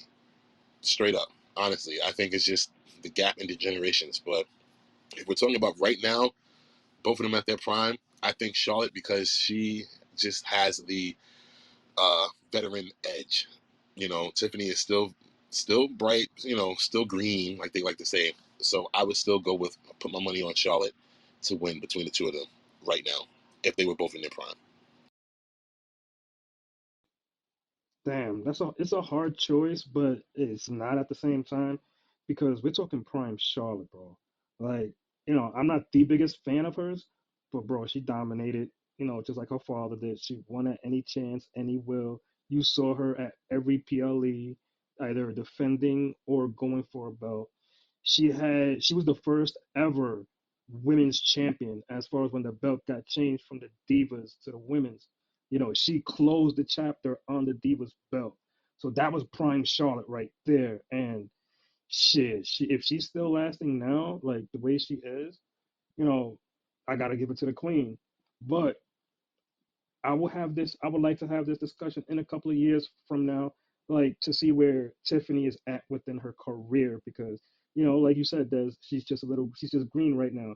We don't know too much about her. Well, based on the fact that she was NXT champion, and now Okay.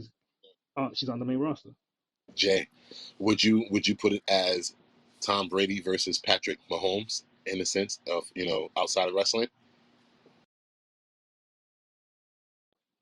If I'm passing the torch down, yeah, yeah, I can see it that way. Like, the goal is, see, look at what we're talking about. We're talking shit up that's gonna probably happen, bro. I can see this shit in Mania next year. Why are you doing this to me? Why are you making me think ahead? I hate this shit, bro. No, I it's good hate because you. you got to remember prime Charlotte Flair. She had the first ever women's Hell in a Cell match with hmm what was it, Sasha Banks? She had that with. And I didn't, and but yeah, yeah. Yeah, right. It was Sasha Banks and her with that match. She had the what was it, a TLC match or something like that with Becky. Like most of the matches that the first time ever with women's, Charlotte was a part of it. So her resume is undeniable, and you know I agree. Yeah, I agree. Like it's Charlotte for sure. I agree as well. And think about this. Last year's Mania, Charlotte versus Rhea, which is arguably one of the best women's matches I have ever seen in my life. I'm putting my money and my bank account on Charlotte Flair. Yo, Shane.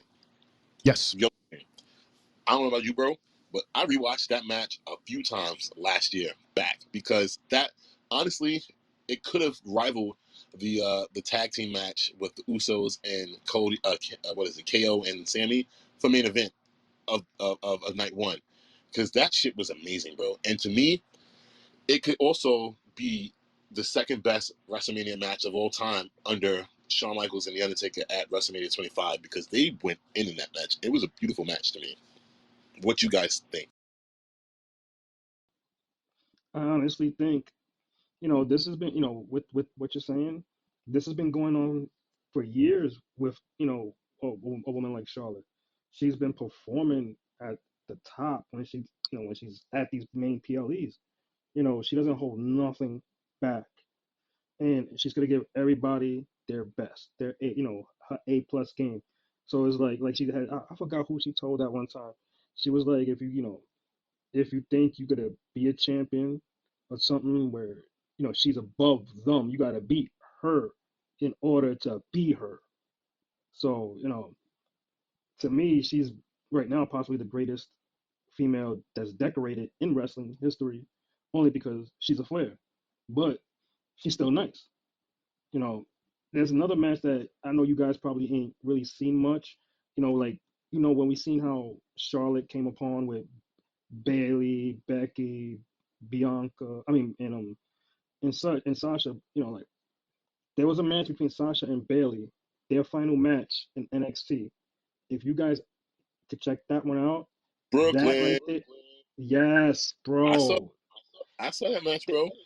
Don't deny they my tore the they that tore the shit house was down, amazing, bro. Yes, yes, I agree with you 100%. That was a fucking match right there. and that was the first time NXT ever went on the road, and that was to Brooklyn. They came here, and what, bro? Oh my God, that was match of the fucking century for women that year. Like you couldn't top that match at all because that it was talked about for weeks, months. Like even in like the PWI magazines, they were talking about that match. We have a message. Let's I don't know if hear. I'm missing something. Is Sasha out? I mean, what's going on here? It's like Rhea, I know Charlotte, Sasha. I missed something here. Anyways, shout out to you guys. Mundo 24, Triple J, and Shane O'Mac. Shout out to you. Queen Donatella's in the building. Juan Gabido. I don't know if I said that right. FG, Andrew Johnson. And me. Okay. But anyways, yeah. Because it was back that I'm thinking back probably too far with Rhonda, when she was doing it. But what about Rhea and Charlotte? Natasha? Or is it Sasha? My bad. Oh, one I know too you're probably fast. getting ready to close out, but also, we're talking about The Rock. What about The Rock and the other guy? They don't want Rock. They want Cody, right? I could be wrong. I may be late. Oh well. Anyways, you can tell I've been listening. Des. I love her. Thank you, Spotlight. Thank you so very much, Spotlight. Um, uh, Sasha, she has not been with WWE for the last 2 years. She walked out on the company a while back. She threw her title belts at the executives and walked out, and has not been seen since. And she's been a part of the circuit lately about where she might land in the future. It's been reported that she might be going to the competition, but we'll wait and see how that plays out. We don't know. Um, Does it's what's already up? been confirmed. That's already been confirmed that she Has is it been joining confirmed? them. Bro, you gotta like I was watching it the other night, and I ain't gonna lie to you. I was watching the competition the other night, and Khan came on with his special report, and behind it, the picture that he showed the Boston Celtics arena, Yeah, but I it know. said but it said boss Ton, It, two the S's, two the dollar whole sign S's. the whole thing with them was it's dynamite big business or something like that, or something of that nature. That's And Sasha if it is, Banks. and if that's the case, then God bless to her. But I don't give a fuck. If that's the case, then I don't care, because they have like the weakest. I'm being honest. They have the weakest women's division in all of wrestling right now, and so it's a shame Pretty. that you would decide to sign with them, because you're going to be a big fish in a small pond. They average. They show what, one women's match a week, from what I've been privy to with like Trish one like Rollins. What he like showed one me. like one or two, 1.5 per show. So you probably got like 3.5, maybe four women's matches because they'll talk shit. Yeah, so So like I said, if that's the case, if she decides in this current wrestling pool that she would go there, I would have rather her go to TNA like Trinity did, and make a name there. But if you're gonna go to AEW, yes, I said it, AEW, Godspeed, because that's just not it. It's not it. They don't feature the women the way that other promotions do. Even WWE, with them struggling to do so, they still do it. They still give the women the time of the day. They still have, between NXT, Raw, and SmackDown, they still have about 20 women's matches a week. So if you rather decide to go with the place that pays you the most, but won't show you the most, then by all means do you. I'm over her at this point. You know, I still held out hope for her to show up at WrestleMania, but it is what it is at this point for me. Something funny. This that was part of my news clips. Like that very story was part of my news clips. But we spoke about it. Sorry, bro. No. It's cool. It's just funny that we're all in the same mental link because I just saw that posted today, and then I read about it, and yeah, they're making it seem like that she's going to be like the main feature there or something. Like she's like because it's supposed to be like some type of But Shane, like important. Yes. that's what they do with everybody that they sign from WWE. It's a huge signing, and then those people get lost in the shuffle of their company because they don't know how to tell stories and they don't know how to produce stars after that. What happened with Adam? He was a huge signing, and now you don't hear shit about him anymore. You feel me? Well, I don't watch them too much, but I mean, I think I've seen him like last week. I think he closed out the show. I'm not sure. Yeah, I mean, but he's what? working. Yeah, he's working, but again, it's not the same. It's not big. It doesn't, it just doesn't move the needle. Yes, she might. Obviously, if you're gonna put her in her hometown, that's like WWE advertising John Cena returning in Boston. Obviously, people will go and see that because he's one of them. But do that in another state and see what really happens. This is As far true. as Mercedes Monet, My This my is thing my true. thing my whole thing is now what's WWE's comeback for this? How do they counter this move they that don't they're need to. making? You don't need They to. don't need to. I mean, There's always a counter. all they got to There's do is always just something. okay, so they'll hold back Jade Cargill from being on TV and wait until the same exact week to show her on SmackDown, and now they blow them out the water with her.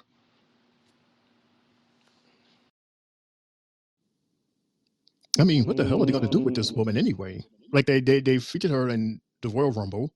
She did a couple of backstage interviews. What are we going to do with her? What is to do with her? What do you guys think? What should we do with Jade? Should we put her on Raw? Should we put her on SmackDown? Do we have to wait for to like me, another PLE? to me, it doesn't matter because when she does hit the the spot that she's gonna land at, it's gonna be gold.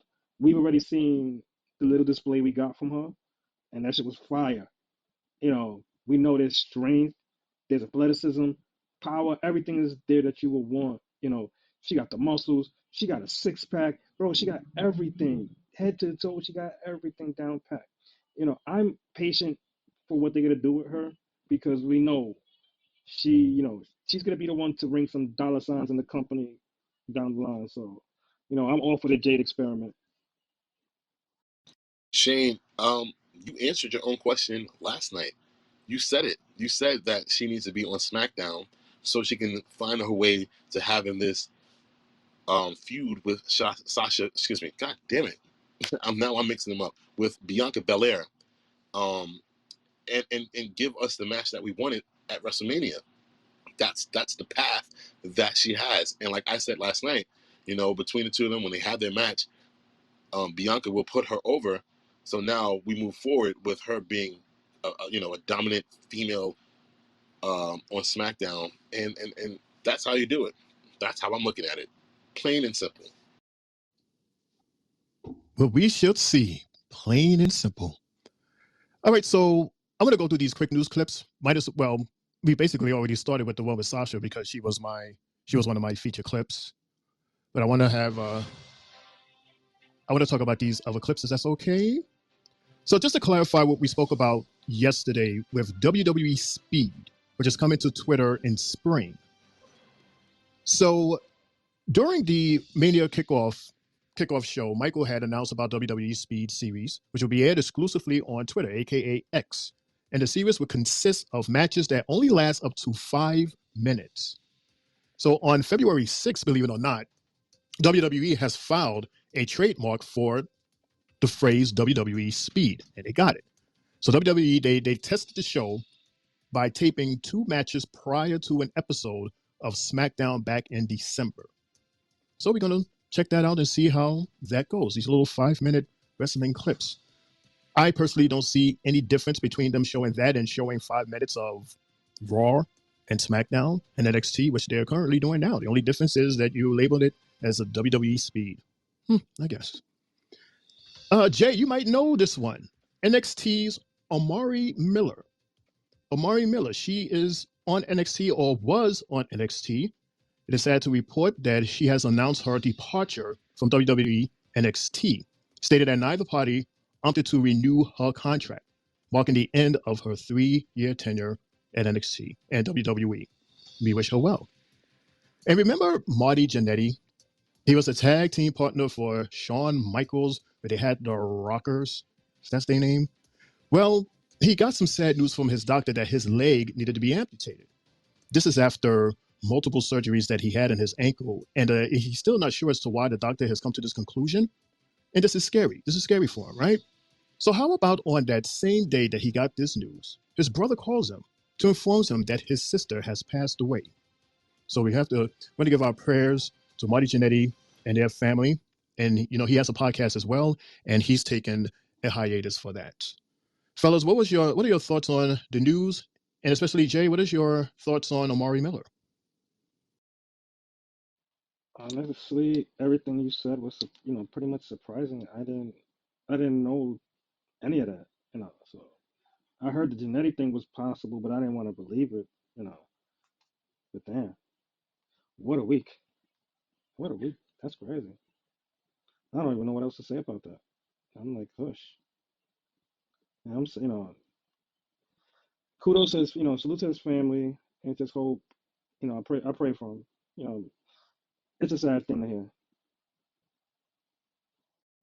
Well, hopefully, in the case of Marty Jannetty, that maybe he'll seek a second opinion on it, and maybe he won't have to go through with this situation. But like Jay said, shout outs and prayers to him and his family at this time, especially with the loss of his sister. I can't imagine that. That has to be devastating, to lose a sibling. Besides having your parents, to lose a sibling is just got to be devastating, because these are the people that you grew up with, the people that you fought with, your first best friends in your life, people that they'll always root for you. And again, I do send my condolences to him and his family as it pertains to his sister. I do send my well wishes to him, and like I said, I hope that he seeks a second opinion, and maybe it'll be a better outcome from another doctor. And that's all I have to say about that. Shane, back to you.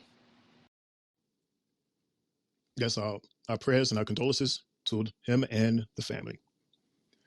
Well, this is an interesting transition as we celebrate some birthdays. I want to say happy birthday to everyone that's celebrating. Guess who else you are celebrating with this week? Paul White. Remember the Big Show? He turns 52 years old. And football great Lawrence Taylor. Yes, he is a football player, but for a moment in history, WrestleMania to be exact, WrestleMania 11, he was a wrestler. He fought against Bam Bam Bigelow, and guess what? He won. So we say happy birthday to him. He celebrates 65. And then we have Haku. Some may know as King Haku or King Tonga. He turns 64 years old. And then there's Medusa. Remember Medusa several years back when she won the Women's Championship in WWE and then went across the street to WCW and threw the WWE title in the trash? That Medusa. She celebrates her birthday. She's 61. We also have strong woman Victoria. Some may know as Tara. She turns 52 years old. And we got to give our hearts and our shout outs to Jim Neihart, part of the Hart Foundation, and he's also the father of Natty. That's his favorite wrestler. He would have been 69 years old had he still been alive. He passed away in 2018. And also, yes, to him, but damn you. Exactly. Also celebrating, or would have celebrated her birthday, is Sensational Sherry. Sensational Sherry. She was once manager of Macho Man Randy Savage, and she is in that infamous shot standing behind Booker T and his brother when he uttered that word to Hulk Hogan, and then years later Hulk Hogan would say the same thing. Hold up, she passed away. When did she pass away? I was just watching Sensational Sherry. If you let me finish, she passed away in 2007. She would have been 66 years old. I was just watching a clip of her and Kurt Angle doing the whole sexy Kurt thing, because she was also the manager of Shawn Michaels. Like wow. Bro, I'm sorry to interrupt you, but wow, that blew my mind. I didn't know that. I wasn't watching WWE at that time, so I didn't know that. Wow. Thank you. So that's what we do when somebody is given a fact. You cut them off by saying, "Wow, I didn't know that. Wow, I was just watching them. Wow, I'm totally shocked. Wow." Anyway, those were your birthdays. We say happy birthday to everyone at WWE, and we say happy birthday to everyone that is watching, and to all your loved ones. Happy birthday. So let's close out the night with your final thoughts for tonight. All in all, Des, we start with you and Jay to follow. Final thoughts. Hold on, Shane, 1 second. Oh, 1 second, Jay. Didn't we get some R-Truth tonight? We did get a segment with him in it. We did, but we never got back to it. And What about Well, then main let's event? talk about that. Talk about it. Let's talk about it. No, I'm just saying, like, but I noticed that he came out and he was asking KO why he wasn't on Raw and such. I found that to be hilarious because he felt he was on a different show or whatnot. I just figured I'd bring it up because it wasn't R-Truth moment. And nowadays, the shit is gold every time he pops up his face. So yeah, I bring it up. Sorry, guys. No. Please, no. Talk about it because I saw his face for a second, and I totally forgot to even write it in my notes. So I apologize. So please explain what did he do, because he's golden. Yeah, no, sorry, Jay, no, sorry at all. Because that's something I wanted to touch on too. We had that backstage promo with Dirty Dom, and then he said he didn't care who he had to face because he felt like, regardless of who he faced, that he was Jay, your going. mic.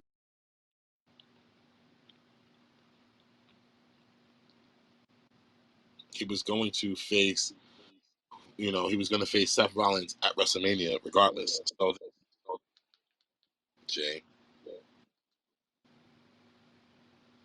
thank you. He was going to face Seth Rollins regardless, and then KO entered the picture and said, "Well, you're going to face me." And so then, after that happened, R-Truth appeared out of nowhere and was like, "Miz, yo, Miz, what are you doing here? Like, you better watch out for Nick." And then KO was like, looking at him like, "What?" So KO was like, "You mean Nick, Nick Mysterio?" He was like, "No, Nick Aldis, the GM of SmackDown, you better get out of here before you get in trouble from him." And in that time, the fans were just screaming, "We want R-Truth." And it was just so loud. Like, it was amazing to see him on SmackDown again. And it was just hilarious. R-Truth is like the golden egg of WWE, whether he's on SmackDown or Raw. Definitely somebody that we love to see. Go ahead, Jay. I hear myself in the back. No, sorry, Shane. You want me to play what he was saying for you real quick? I could play it. No, I mean, it's up to you if you want to play it or explain it. It's your time.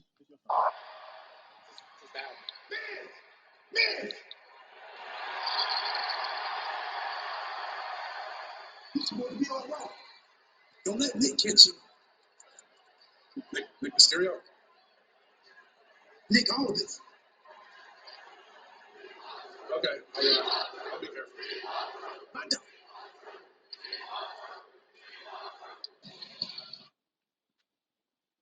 I swear I just said this same exact shit that we just heard, but maybe I'm bugging out. But I know I just described what just happened. But I digress. I'm going to go on mute. Is this true, Jay? Like, did you really just play what Des just described? So it was like you got an explanation of a clip that you just played. Yes, sir. Because you didn't hear. You basically didn't hear it on. You said you just caught the ending of it, so I figured I'd play it for you since you didn't hear it. Ah. But I just described it. What are you talking about? It literally just went the same exact way that I just described. So what was the point of that? To spite me? Like, to spite me? Are you serious? Like, really, guy? My gosh. That's what the head of creative does. That's what he did. The head of creative. The head of creative? The head of creative. The head of creative. Really? Okay.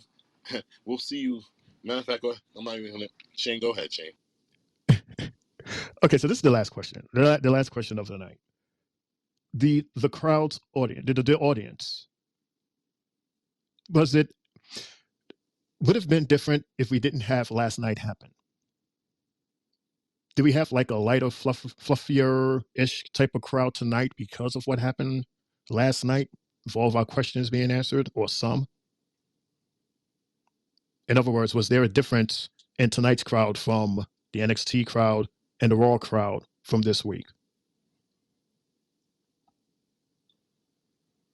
I'd say this SmackDown crowd seemed a little bit more content, and based off of yesterday, they're calm. They know what they got, and what they wanted to hear. They got their answer solved. So, the crowd was entertained tonight. The wrestlers came to perform, and it was a good show overall. I say it like that. The crowd did good. Kudos to them. They didn't get silenced out like the way Monday happened. So, you know, definitely a good SmackDown night. Well, I'll say it better. The crowd definitely was not controlled by WWE like they were on Monday and like they were on Tuesday at NXT, because of the fact that they did get the announcement. Well, they didn't get an announcement on Thursday. They saw what happened, but yet Triple H, that's why he came out tonight and just made clear to everybody that yes, you will get Cody Rhodes versus Roman Reigns at WrestleMania, which satisfied the crowd. You know, whether it had been Cody Rhodes fans or just people like Shane and I who just want stories that make sense. So we got that at the beginning of the show. I don't know what they were trying to do at the beginning of Raw this past Monday, but it didn't pan out too well. But after yesterday and what we got with Triple H tonight, the fans were content and they did not hijack the show, because if they wouldn't have gotten yesterday and they wouldn't have got the confirmation from Triple H tonight, they would have hijacked the show easily. But like I said, because we got what we got yesterday, and then Triple H confirming tonight what we were thinking, the fans were fine. They didn't need to hijack the show. They enjoyed the show, and every match brought it tonight, with the exception of Bianca Belair and Mi Chen. But everything else brought it tonight. So yeah, Shane, back to you. And that, ladies and gentlemen, boys and girls, everyone else, all passengers, that is the Three Bells podcast for this Friday. He said, "Passenger, stop feeding into this guy, please. Stop it." Oh my gosh, Lawan, It was an please. awesome show. I enjoyed the show today. And I want to do this. Des, I would like for you to close out by telling us what's going on for next week. Share with us what's going on next week. I got you.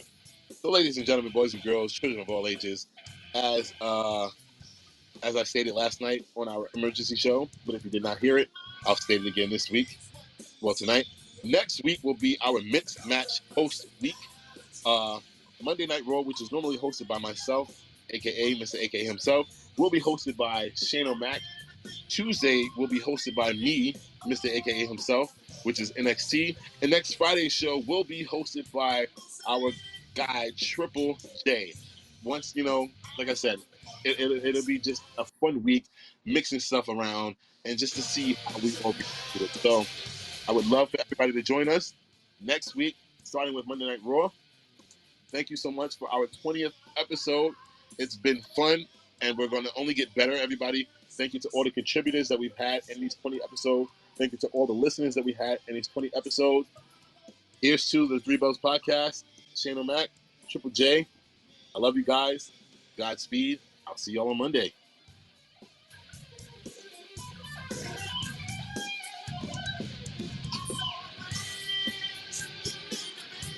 Yee. And don't ever forget, no yeet.